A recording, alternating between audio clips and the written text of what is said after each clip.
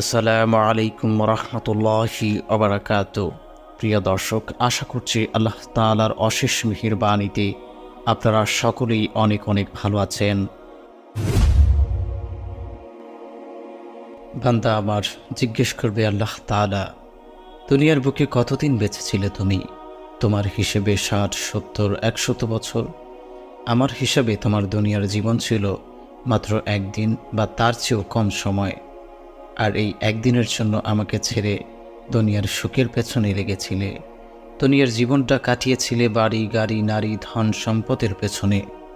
বান্দা, তুমি তো দুনিয়া কামাই করনি, করেছিলে আমার দেওয়া নিয়ামতের অবমাননা। সর্বশরীরে তোমাকে যে নিয়ামতগুলো দিয়েছিলাম তার অপব্যবহার করেছ। সময়গুলো নষ্ট করেছ মিথ্যা খেয়ালে, বেহুদা বিনোদনে। আমি তোমাকে দান করেছিলাম সুঠাম সুন্দর দেহ, একজোড়া সুন্দর চোখ, একজোড়া কান, একজোড়া হাত, একজোড়া পা আর মস্তিষ্ক দিয়েছিলাম। আমার সৃষ্টির বিশালতা, নৈপুণ্য, কারুকাজ দেখে আমার কথা ভাবতে।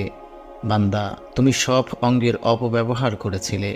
বলো বান্দা, তুমি আমার দেওয়া এই নিয়ামতগুলোর অবহেলা কেন করলে? প্রশ্ন জাগছে, কিভাবে খেয়ানত হলো? শোনো তাহলে। মুয়াজ্জিন আজান দিত, তোমাকে ডাকত। হৃদয় ছোঁয়া সুরে তোমাকে ডাকত নামাজের জন্য। মুয়াজ্জিন বলতো, আল্লাহু আকবার, আল্লাহু আকবার। আল্লাহ সবচেয়ে বড়, আল্লাহ সবচেয়ে বড়। তিনি মহান স্রষ্টা, তিনি সর্বশক্তিমান। মুয়াজ্জিন ডাকত, আশহাদু আল্লা ইলাহা ইল্লাল্লাহ। সাক্ষ্য দিচ্ছি এক আল্লাহ ছাড়া কোনো ইলাহ নেই। আমি আল্লাহ। আমি কি আসমান তৈরি করিনি? জমিনকে স্থির করে তাকে সাজাইনি তোমাদের জন্য বিছানা করে? আমি আকাশকে স্থাপন করেছি আমার অপার ক্ষমতা বলে, উঁচু করে খুঁটি ছাড়া। তোমাদের মাথার উপর ছাদ স্বরূপ, আর পাহাড়গুলোকে পুঁতে দিয়েছি পেরেক স্বরূপ, যেন জমিন ভারসাম্য না হারায়। আকাশ থেকে বর্ষে দিয়েছিলাম বৃষ্টি, তাতে নরম হতো শুকিয়ে ফেটে চৌচির হওয়া জমিন, উর্বর হতো, চাষাবাদের যোগ্য হতো। তাতে তুমি বীজ বুনতে, সেই বীজ থেকে চারা গজাত। আমি রাতকে দিন করে বদলে দিয়েছিলাম, আবার দিনের পেছনে রাত অনুসরণ করাতাম। রাত দিনে বৈচিত্র্য আনত কে? গরম ঠান্ডা কে আনত? সূর্যকে প্রতিদিন পূর্ব দিক থেকে কে উদয় করত, আবার তা পশ্চিম দিকে অস্ত দিত কে? কোটি কোটি তারা দিয়ে রাতের আকাশকে সুসজ্জিত করত কে? আমি। তারপর তোমরা মৃত্যুকে দেখতে, কতজন মরছে, কে জীবনের ভেতর মৃত্যু প্রবেশ করাতো? এসবই করতাম আমি আল্লাহ, আমার হুকুমই সব হতো। হে বান্দা, তুমি এসব দেখেও দেখনি, শুনেও বধির হয়েছিলে কেন? মুয়াজ্জিন ৫ ওয়াক্ত নামাজে তোমাকে আমার মহিমা শোনাতো, আল্লাহ ছাড়া কোনো উপাস্য নেই। তখন তুমি আর কোনো উপাস্যের জন্য আমাকে ছেড়ে, আমার ঘর মসজিদ ছেড়ে কোথায় ঘুরেছিলে? আমি তো তোমার সৃষ্টিকর্তা, আমি তোমার পালনকর্তা, আমি তোমার প্রাণদাতা, আমি তোমার মৃত্যুদাতা। তারপরেও তুমি আমাকে ছেড়ে কোন উপাস্যকে খুশি করতে আমার মুয়াজ্জিনের ডাকে আমার ঘর মসজিদে আসনি? বান্দা, আমি তোমাকে দিয়েছিলাম অসংখ্য নিয়ামত, দিয়েছিলাম চলার শক্তি, কথা বলার শক্তি, চোখ দিয়েছিলাম দেখার জন্য, কান দিয়েছিলাম শোনার জন্য, দিয়েছিলাম ধরার জন্য হাত, স্পর্শ করার জন্য অনুভূতি, অনুভব, বিবেক, বুদ্ধি, জ্ঞান, যোগ্যতা, হাসি, আনন্দ, ভালোবাসা সবই তো আমার পক্ষ থেকেই ছিল। তাহলে তুমি কার প্ররোচনায় আমাকে ভুলেছিলে? কেন বান্দা, এসব অসংখ্য নিয়ামত ভোগ করেও আমার অবাধ্যতায় দুনিয়ার জীবন শেষ করে এলে? বান্দা, এ কি করে এলে? আমার অসংখ্য নিয়ামত ভোগ করেও তুমি ছিলে অবাধ্য। আমি যদি তোমাকে অন্ধ করে দিতাম, যদি তোমাকে বধির করে দিতাম, যদি তোমাকে খোড়া করে দিতাম, যদি তোমার জবান বন্ধ করে দিতাম, কারো সাধ্য ছিল না এসব তোমাকে পুনরায় ফিরিয়ে দিতে, কিন্তু আমি তা করিনি। তোমাকে সুযোগ দিয়েছিলাম, তারপরেও তুমি ফেরোনি অবাধ্যতা থেকে। আহ, আফসোস! আজ এখানে সূর্যের প্রচণ্ড তাপে সূর্যের দিকে মুখ ফিরিয়ে থাকো, জ্বলে পুড়ে গলে যাও। এই জগতে মৃত্যু নেই, মরে বাঁচবে, সে পথ বন্ধ। দেখো অবাধ্যতার ফল। হাসরের মাঠ থেকে শুরু এই শাস্তির। তারপর দিন যাবে, মাস যাবে, বছর যাবে, শতাব্দীর পর শতাব্দী, কোটির পর কোটি বছর। অনন্তহীন এ জীবনের শুরু আর শেষ নেই। জ্বলে পুড়ে যন্ত্রণায় দগ্ধ হয়ে, তৃষ্ণার্ত ক্ষুধার্ত হয়ে, তীব্র যাতনাবিদ্ধ হয়ে দাঁড়িয়ে অপেক্ষা করো অনন্তকাল। তারপর আল্লাহ তাআলা, বান্দা আমার মুয়াজ্জিন তোমাকে ডাকত, আশহাদু আন্না মুহাম্মাদুর রাসূলুল্লাহ, আমি সাক্ষ্য দিচ্ছি হযরতে মুহাম্মদ সাল্লাল্লাহু আলাইহি ওয়াসাল্লাম আল্লাহ তাআলার রাসূল। বলেনি এ কথা? তাহলে আমার হাবিবকে, আমার প্রিয় বন্ধুকে ছেড়ে তার আদর্শের দিকে না এসে, তাকে ভালো না বেসে কোন আদর্শের পেছনে দৌড়াচ্ছ? তার আদর্শ ছেড়ে কোন আদর্শকে প্রতিষ্ঠা করতে ব্যস্ত ছিলে? তুমি কি জানতে না তিনি তোমাকে মুক্তির জন্য কত কষ্ট সহ্য করেছিলেন? পাথরের আঘাতে রক্তাক্ত হয়েছিলেন। তুমি কি জানতে না তিনি তোমার চিরস্থায়ী কল্যাণের জন্য দিনের পর দিন অনাহারে ছিলেন? তুমি কি জানতে না তিনি তোমার পরকালীন মুক্তির জন্য রাতের পর রাত বিনিদ্রা রজনী কাটিয়েছিলেন? সে তো তোমার জন্য, তোমার পরকালের পথ সহজ সুন্দর করার জন্য সেজদায় পড়ে কেঁদেছেন রাতের পর রাত। আমার দরবারে সেজদায় পড়েছিলেন, সব তো তোমার জন্য। মুয়াজ্জিনের মুখে তার নাম শুনে তুমি একবারও ভাবনি তিনি তোমাদের কত কল্যাণকামী ছিলেন? যাকে সৃষ্টি না করলে কুল কায়নাত সৃষ্টি হতো না, তাকে না চিনে তুমি এসেছো আমার দরবারে। আজ দেখো আমার ব্যবহার। তারপর আমার মুয়াজ্জিন যখন ডাকত, হাইয়া আলাস সালাহ, এসো নামাজের দিকে, সফলতার দিকে এসো, এই ডাক ছিল আমার পক্ষ থেকে মুয়াজ্জিন ডাকত তোমাকে। তুমি তা শোনোনি। তোমার স্পর্ধায় হতবাক নবমণ্ডল, তোমার দুঃসাহস দেখে জমিন ক্রোধান্বিত, তোমার অহংকার দেখে পাহাড়গুলো স্তব্ধ, তোমার বেয়াদবি দেখে কম্পিত সাগরের ঢেউ, তোমার দৃষ্টতা দেখে লজ্জিত আকাশের ফেরেশতা। বান্দা, তুমি কাকে এড়িয়ে গেলে? কাকে অবজ্ঞা করলে? এত বড় দুঃসাহস! তুমি আমাকে অবজ্ঞা করলে, আমাকে এড়িয়ে গেলে। আমি আল্লাহ, প্রবল পরাক্রান্ত, দুনিয়া ও আখিরাতের একচ্ছত্র অধিপতি। আমাকে এড়িয়ে তুমি কি দৃষ্টতাই না দেখালে? মুয়াজ্জিন বলেছিল, আসো সফলতার দিকে, কল্যাণের দিকে। আর তুমি মসজিদ ছেড়ে কোথায় সফলতা খুঁজতে গেলে? তুমি দুনিয়ার সব সফলতার পেছনে ঘুরে কি পেলে? সফলতা কি ছিল? তা কতদিনের জন্য পেয়েছিলে? কত মাসের জন্য, কত বছরের জন্য পেয়েছিলে? কয় শতাব্দী পৃথিবীতে ছিলে তুমি? আর আজ কতদিন থাকবে এখানে? অনন্তকাল। তুমি দুনিয়ার সফলতার পেছনে পড়ে চিরস্থায়ী জীবনের ব্যর্থতাকে কামাই করছ। সেদিন আমার ডাকে সাড়া দিলে পেতে চিরস্থায়ী সফলতা। দুনিয়ার দুদিনের সফলতার জন্য আমার হুকুমকে অবজ্ঞা করলে হারালে চিরস্থায়ী জীবনের সফলতা। হে মানুষ, হায় বান্দা, তুমি কত অবুঝ, কত বোকা, অপরিণামদর্শী, কত বেপরোয়া। অনন্ত জীবনের সুখ স্বাচ্ছন্দ্য না নিয়েছিলে দুদিনের দুনিয়ার সফলতা।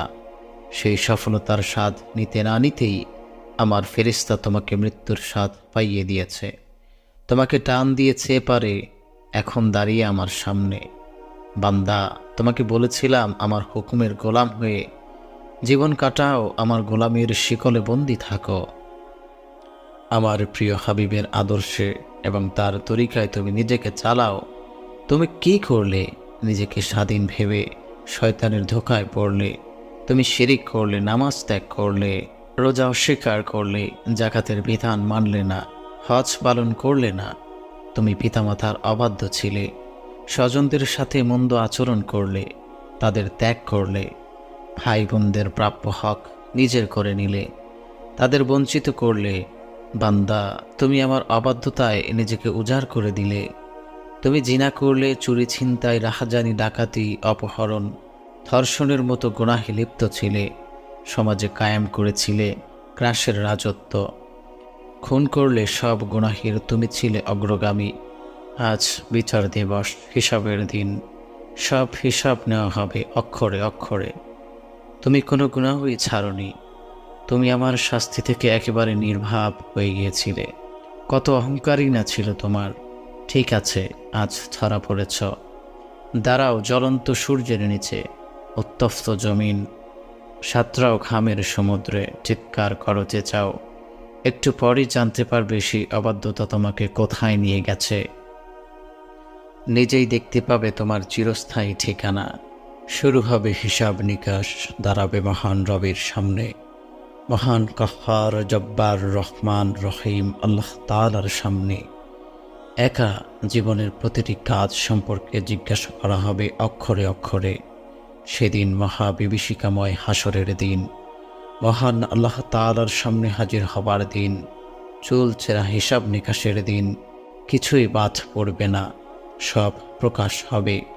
সেদিন গুনাহগারদের জন্য আফসোস ও অনুতাপের দিন, দুঃখ ও বেদনার দিন, যন্ত্রণা ও কষ্টের দিন, চিৎকার আর্তনাদ আহাজারি হতাশার দিন, সত্য মিথ্যা প্রকাশ হবার দিন। সেদিন প্রকাশ হবে নিজের পাপ পুণ্য, দেখতে পাবে নিজের চোখে নিজের পাপ পুণ্য, দেখে কালো হয়ে যাবে পাপীদের চেহারা। হিসাব করবে দুনিয়ার লাভ ক্ষতির, প্রতাপশালী রাজা বাদশাহ, মোরল মাতাব্বর নত হয়ে দাঁড়াবে, তাদের অহংকার চূর্ণ বিচূর্ণ হবে। তাদের আজ চরম ব্যর্থতার দিন, তাদের আজ বড় দুর্দিন, তারা আজ বড় অসহায়, ক্ষুধার্ত, তৃষ্ণার্ত। আজাবের ফেরেশতাদের ধমকে ভয়ে জড়সড় হয়ে কঠিন শাস্তির সম্মুখীন তারা। তারপর আল্লাহ তাআলা তাদেরকে বলবেন, হায় মানুষ, কি করলে দুনিয়ায় তুমি? হায় মানুষ, কি করলে তুমি দুনিয়ার জীবনে? সময় এমন করে খোয়ালে, এমন অবহেলায় নষ্ট করলে আমার দেওয়া নেয়ামত। এখন উপায় আছে কি? কোনো জবাব নেই। আজ কোথায় তোমার সহযোগীরা? কোথায় তোমার সঙ্গপাঙ্গরা? ডাকো তো তোমাদের ওইসব যক্ষের ধনকে, ছাড়িয়ে নিক তোমাদের আজ আজাব থেকে, আমার ভয়াবহ শাস্তির শিকল থেকে। তোমার বন্দিদশা মোচাক দেখি, ভাঙ্গুক দেখি আগুনের জিঞ্জির। ফেরেশতাদের লৌহ কঠিন ঘেরাও ভেঙে বেরিয়ে যাও তুমি, দেখি পারো কিনা। যাও দেখি, বেরিয়ে যাও। যদি পারো পালাও, পালাবার পথ নেই। আজ মানুষ আর জিন পালাবে কোথায়? চারিদিকে ঘিরে আছি আমি, আমার ফেরেশতারা ঘিরে আছে তোমাদের ডানে বায়ে সামনে পেছনে।